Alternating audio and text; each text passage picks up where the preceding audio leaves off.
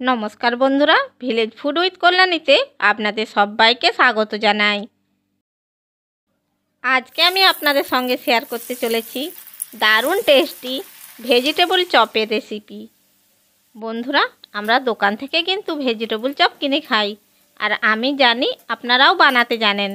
তবে বন্ধুরা, আমি যে পদ্ধতিতে ভেজিটেবল চপ বানিয়েছি সেই পদ্ধতিতে বানালে একেবারে দোকানের মতো দেখতেও খেতে হবে। তাই বলছি বন্ধুরা, ভিডিওটা স্কিপ না করে পুরোটা একবার দেখে নিন। আর আমার চ্যানেলটিকে এখনও যারা সাবস্ক্রাইব করেননি, চ্যানেলটিকে সাবস্ক্রাইব করার জন্য অনুরোধ রইল। তাহলে চলুন বন্ধুরা, কিভাবে একেবারে দোকানের মতো ভেজিটেবল চপ বানানো যায় সেটা শুরু করা যাক। ভেজিটেবল চপ বানানোর জন্য সবার প্রথমে যেটা লাগবে সেটা হলো ভেজিটেবল। আমি এখানে গাজর, বিট আর ক্যাপসিকাম নিয়েছি। এবারে এই গাজর, বিট, ক্যাপসিকামকে এই রকম ছোট টুকরো করে কেটে নিয়েছি। আমি এখানে 3টে বড় সাইজের গাজর, 3টে বিট আর একটা ক্যাপসিকামকে কেটে নিয়েছি। আর 2টো বড় সাইজের আলুকে সেদ্ধ করে ম্যাশ করে নিয়েছি। আর নিয়েছি এর প্রধান উপকরণ 1 টেবিল স্পুন আদা আর 1 টেবিল স্পুন আমআদা। বন্ধুরা, এই দুটো উপকরণ ব্যবহার করতেই হবে, না হলে কিন্তু ভেজিটেবলের স্বাদ আসবে না। আর নিয়েছি 1 টেবিল স্পুন ভাজা মশলা। এবার আমি এই সমস্ত উপকরণগুলোকে রান্না করে নেব। ভেজিটেবল চপ বানানোর আগে আমি ভেজিটেবলের মশলাটা রেডি করে নেব। এখন আমি গ্যাসের উপরে কড়াই বসিয়ে দিয়েছি, আর এর মধ্যে দিয়ে দিচ্ছি 2 টেবিল স্পুন সর্ষের তেল। এবার তেলকে খুব ভালো করে গরম করে নিতে হবে। তেল গরম হয়ে গেছে, এবার আমি 50 গ্রাম চিনেবাদাম ভেজে নিচ্ছি। বন্ধুরা, ভেজিটেবলের মধ্যে যদি একটু ভাজা বাদাম দেওয়া হয় খেতে খুব ভালো লাগে।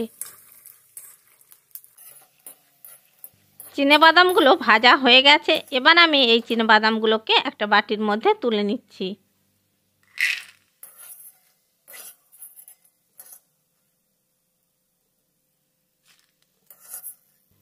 দেখুন বন্ধুরা, সমস্ত চিনেবাদামগুলোকে ভেজে একটি বাটির মধ্যে তুলে নিয়েছি। এরপর আমি যে বিট, গাজর, ক্যাপসিকামগুলো কেটে রেখেছিলাম সেগুলো এই গরম তেলের মধ্যে দিয়ে দিচ্ছি। বন্ধুরা, আপনারা এখানে ফুলকপিও ব্যবহার করতে পারেন। আমি প্রথমে বিট, গাজর কুচানোটা কড়ার মধ্যে দিয়ে দেব, আর ক্যাপসিকামকে একটু পরে ব্যবহার করব। এবার বিট, গাজরকে 2 মিনিটের মতো প্রথমে নেড়ে চেড়ে নেব।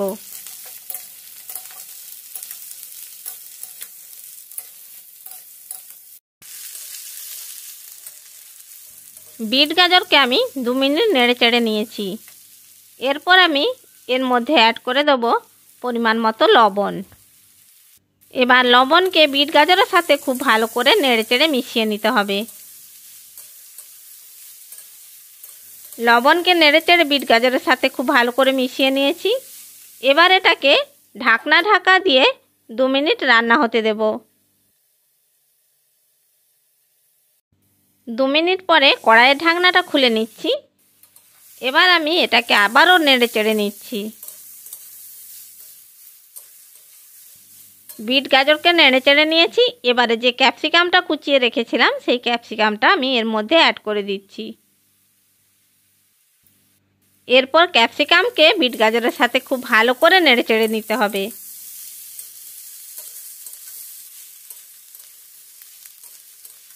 ক্যাপসিকামকে বিট, গাজরের সাথে নেড়ে চেড়ে নিয়েছি। এরপর আমি এর মধ্যে অ্যাড করে দিচ্ছি 1/2 টিস্পুন হলুদ গুঁড়ো। এবার হলুদ গুঁড়োকে এর সাথে খুব ভালো করে মিশিয়ে নিতে হবে।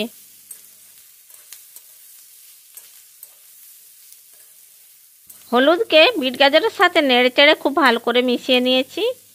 এরপর কড়াইয়ের ঢাকা দিয়ে 3 থেকে 4 মিনিট লো ফ্লেমে রান্না হতে দেব। মিনিট 4 পরে আমি কড়াইয়ের ঢাকনাটা খুলে নিচ্ছি। দেখুন বন্ধুরা, বিট, গাজরগুলো আগের থেকে অনেকটাই নরম হয়ে গেছে। এবার এটাকে আর একটু নেড়ে চেড়ে নিতে হবে।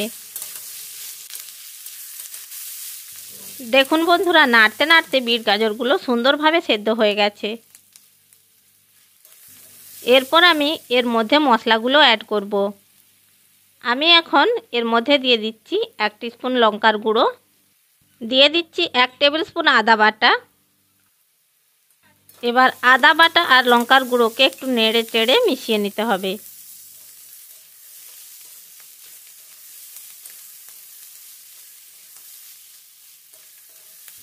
আদা বাটা আর লঙ্কার গুঁড়োকে নেড়ে চেড়ে খুব ভালো করে মিশিয়ে নিয়েছি। এরপর আমি এর মধ্যে অ্যাড করে দিচ্ছি ম্যাশ করে রাখা আলু। আমি 2টো সেদ্ধ আলুকে ম্যাশ করে নিয়েছিলাম, সেটা এর মধ্যে অ্যাড করে দিচ্ছি। এবার সেদ্ধ আলুকে নেড়ে চেড়ে বিট গাজরের সাথে খুব ভালো করে মিশিয়ে নিতে হবে।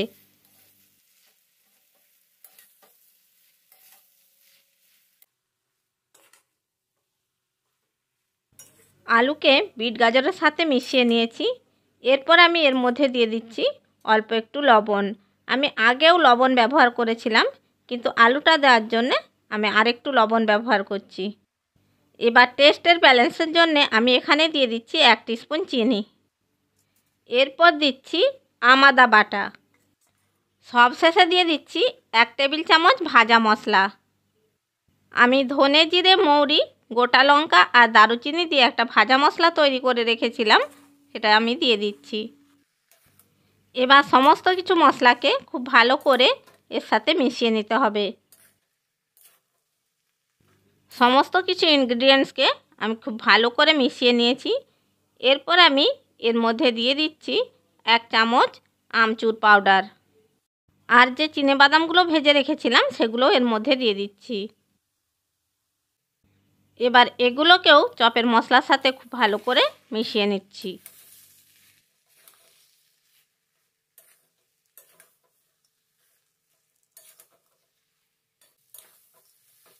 বাদাম আর আমচুর পাউডারকে চপের মশলার সাথে খুব ভালো করে মিশিয়ে নিয়েছি। এবার আমি এটাকে নামিয়ে নিচ্ছি। ভেজিটেবল চপের মশলাটাকে আমি নামিয়ে নিয়েছি। এবার আমি এটাকে একটু ছড়িয়ে দিচ্ছি। এটাকে ঠান্ডা করে নিতে হবে। এরপর আমি একটি বাটি নিয়েছি। এই বাটির মধ্যে দিয়ে দিচ্ছি 3 চামচ কর্নফ্লাওয়ার আর দিয়ে দিচ্ছি 3 চামচ ময়দা।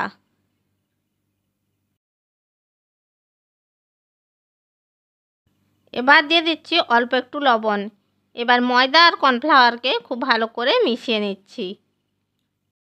ময়দা আর কর্নফ্লাওয়ারকে খুব ভালো করে মিশিয়ে নিয়েছি।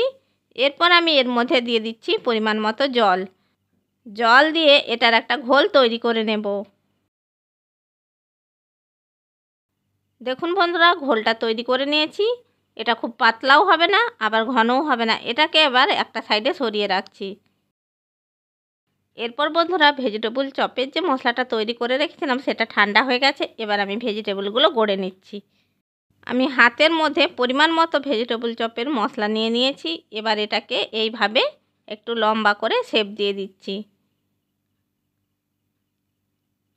দেখুন বন্ধুরা, লম্বা করে শেপ দিয়ে দিয়েছি। এবার এটাকে আমি একবার ব্রেড ক্রামের মধ্যে কোট করে নেব। ব্রেড ক্রামের মধ্যে ভালো করে কোট করে নিয়েছি। এরপর আমি ঘোলের মধ্যে একবার ডিপ করে নেব। ঘোলের মধ্যে ডিপ করে নেওয়ার পর আবারও আমি এটাকে ব্রেড ক্রামের মধ্যে কোট করে নিচ্ছি।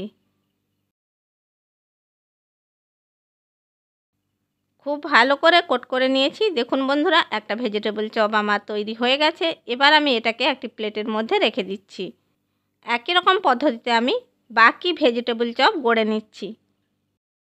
হাতের মধ্যে পরিমাণ মতো চপের মশলা নিয়ে প্রথমে এটাকে চেপে চেপে লম্বা শেপের গড়ে নিতে হবে। দেখুন বন্ধুরা, লম্বা শেপের গড়ে নেওয়ার পর আমি ব্রেড ক্রামের মধ্যে এটাকে গড়িয়ে নিচ্ছি। ব্রেড ক্রামের মধ্যে এটাকে কোট করে নেওয়ার পর এটাকে আবার ঘোলের মধ্যে ডিপ করে নিচ্ছি। ঘোলের মধ্যে ডিপ করে নেওয়ার পর আবারও এটাকে ব্রেড ক্রামের মধ্যে কোট করে নিচ্ছি। দেখুন বন্ধুরা, আরেকটা চপ গড়ে নিয়েছি। একইভাবে আমি সমস্ত চপগুলো গড়ে নিচ্ছি। দেখুন বন্ধুরা, সমস্ত ভেজিটেবল চপগুলো আমি বানিয়ে নিয়েছি। এবার এগুলোকে ভেজে নেব। চপগুলো ভেজে নেওয়ার জন্য গ্যাসের ওপর কড়াই বসিয়ে দিয়েছি আর কড়াইয়ের মধ্যে দিয়ে দিচ্ছি বেশ কিছুটা সাদা তেল। তেল গরম হয়ে গেছে। এবার আমি একে একে চপগুলো এর মধ্যে ছেড়ে দিচ্ছি। আমি একসাথে বেশি চপ ভাজবো না, আমি 4টে করে চপ ভেজে নিচ্ছি। চপগুলোর এক পিঠ লালচে কালার এসে গেছে। এবার এগুলোকে অন্য পিঠে উল্টে দিচ্ছি। এইভাবে উল্টে পাল্টে চপগুলোকে লাল লাল করে ভেজে নিতে হবে।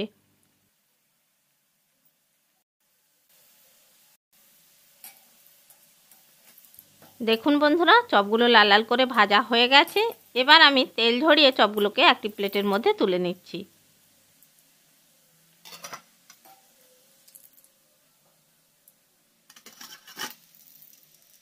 একই রকমভাবে আমি বাকি চপগুলো ভেজে নিচ্ছি।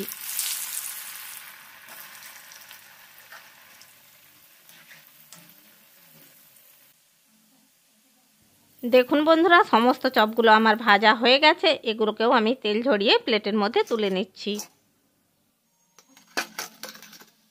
এরপর আমি রাইস সসের সাথে চপগুলোকে একটি প্লেটের মধ্যে সার্ভ করে নিয়েছি। এরপর আমি একটা চপ ভেঙে দেখাচ্ছি। দেখুন বন্ধুরা, কত সুন্দর হয়েছে, একেবারে দোকানের মতো। তাহলে দেখলেন তো বন্ধুরা, কত সহজে একেবারে দোকানের মতো বাড়িতেই ভেজিটেবল চপ বানানো যায়। আশা করি বন্ধুরা আমার এই ভেজিটেবল চপের রেসিপিটা আপনাদের ভালো লেগে থাকবে। রেসিপিটা ভালো লাগলে লাইক করবেন, শেয়ার করবেন আর কমেন্ট বক্সে আপনাদের মূল্যবান মতামত জানাবেন। আর এই রকম আরও নানা রকমের রেসিপি পাওয়ার জন্য আমার চ্যানেলটিকে সাবস্ক্রাইব করে বেল আইকনটি প্রেস করে দেবেন। তাহলে বন্ধুরা যখনই আমি ভিডিও ছাড়বো নোটিফিকেশানটা সবার আগে আপনার কাছে পৌঁছে যাবে। চ্যানেলে যদি নতুন বন্ধু হয়ে থাকেন চ্যানেলটিকে সাবস্ক্রাইব করার জন্য অনুরোধ রইল। ভালো থাকবেন, সুস্থ থাকবেন। আবার দেখা হবে অন্য কোনো ভিডিও নিয়ে। ধন্যবাদ।